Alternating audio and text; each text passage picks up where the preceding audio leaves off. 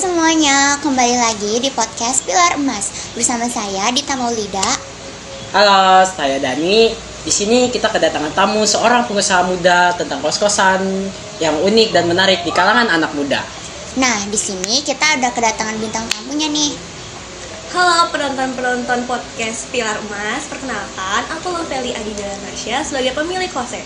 Kosan yang lagi banyak dibicarain sama kalangan anak muda yang lagi nyari kosan murah, tapi vibe-nya tetap estetik. Halo Lovely. Halo. Di sini kami mau nanya-nanya nih tentang kos-kosan kamu yang lagi ramai banget dibicarain sama anak-anak muda.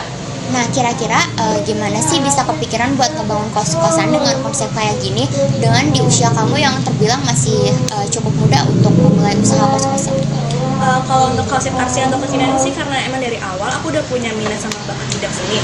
Terus juga waktu aku awal lulus SMA dan nyari kosan di sekitar kampus aku baru sadar kok kayaknya kampus itu konsepnya tuh nggak jauh dari minimalis ya. Jadi makanya pas aku lagi ngambil S1, terus juga karena jurusan aku kebetulan lumayan nggak sibuk pokoknya lah. Karena itu aku lagi sambil jualan buat nyari modal buat membangun usaha kosan, terus juga dibantu sama orang tua aku buat dananya, dan kebetulan mereka support aku buat rencanain usaha buat bangun kosan. Wah, keren banget ya bisa kepikiran usaha kayak gitu di usia muda. Dulu kita boro-boro kepikiran kayak gitu, cuman sibuk mikirin tugas kuliah. Bisa jelasin lebih detail nggak konsep kosan kamu, terus arti nama kose itu apa? Apakah ada maknanya? Oh boleh banget, jadi untuk nama kose ini aku ambil dari singkatan kosmi, dan juga konsepnya itu aku bikin dari dinding sekitarnya tuh, jadi kayak ada lukisan di sekitarnya, terus ada foto-foto sama mural gitu.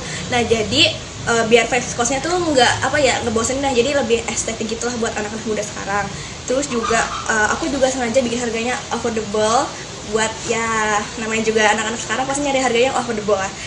Jadi sama lokasinya strategis, jadi kan anak-anak muda sekarang pasti maunya yang lebih deket lah dari manapun. Jadi itu juga usaha aku buat ya nyari kosan yang ideal buat kita. Aku belum bilang juga, jadi kosan ini tuh kerealisasikan saat aku S2, jadi gitu.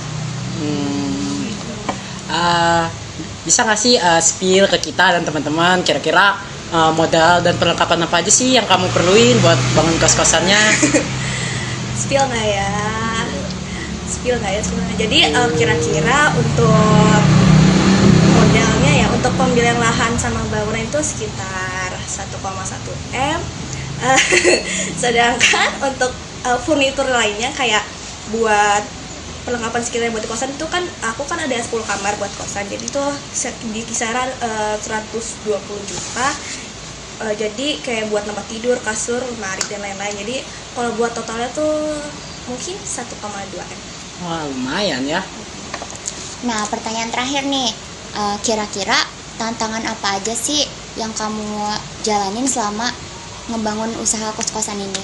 Kalau untuk kesulitan sama tantangan ini yang pasti ya kan baru pertama kali ya, jadi aku tuh bingung awalnya kayak pengaturan dananya tuh gimana, terus milih lokasi strategis itu kan pasti susah ya, terus juga nyari mandor, pasti kita kalau mau membangun bangunan pasti nyari mandor yang bagus, terus juga sama persaingan pemasarannya juga pasti ketat kan di sekitar kita juga pasti, apalagi dekat kampus pasti juga banyak orang yang bikin kos-kosan dekat kampus. Nah makanya sebisa mungkin aku bikin secara affordable harganya, terus nyaman buat anak-anak sekarang dan senyaman mereka buat vibes-nya. Kayak gitu ya. Sebelum kita tutup acara kita hari ini, kita ada kedatangan seorang mahasiswa. Dia lagi ngerjain tugasnya. Terus dia ingin menanyakan beberapa pertanyaan ke kamu. Apakah kamu berkenan? Oh boleh, silakan berkenan. Halo, perkenalkan nama aku Levina Emilia Lestari dari Universitas UY, Fakultas Bisnis, Prodi Manajemen Pemasaran. Sebelumnya aku ingin berterima kasih kepada Kak Dani dan Kak Dita sudah mau membantu pelaksanaan tugas kuliah aku. Di sini aku mau bertanya kepada Kak Lovely seputar pemasaran.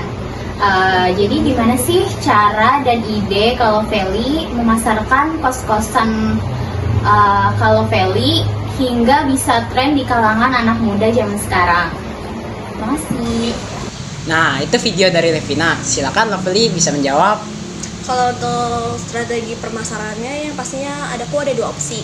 Yang pertama pastinya dari media sosial. Kan sekarang apa-apa tuh pakai media sosial, kayak promosinya pasti dari media sosial, apalagi pakai TikTok. Apalagi kalau FYP pasti banyak yang nanya-nanya, "Wah, ini di mana sih kosannya? Harganya affordable?" Dan juga yang kedua, pastinya aku tawarin ke teman-teman aku ya, apa enggak biar teman-teman aku tuh nawarin ke teman-teman lainnya, kayak kalau mau nyari kosan yang murah, ya pokoknya vibes-nya cocok buat dia, ya pasti bakal ada yang minat.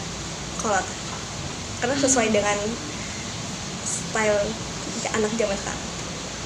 Ya, strategi yang bagus ya emang buat anak-anak zaman sekarang tuh, kalau lewat media sosial pasti orang-orang jadi lebih tertarik kan. Pasti, karena itu strategi yang paling pas buat zaman sekarang. Oke, itu adalah podcast singkat kita hari ini dengan Lovely di sini dan saya Dani Armando serta Saya Dita Maulida. terima kasih sudah menyaksikan podcast hari ini. Semoga bermanfaat dan dapat memberikan pesan dan kesan teman-teman sehingga termotivasi untuk membangun usaha sendiri di kalangan muda pada saat ini. Terima kasih sudah menyaksikan. Dadah.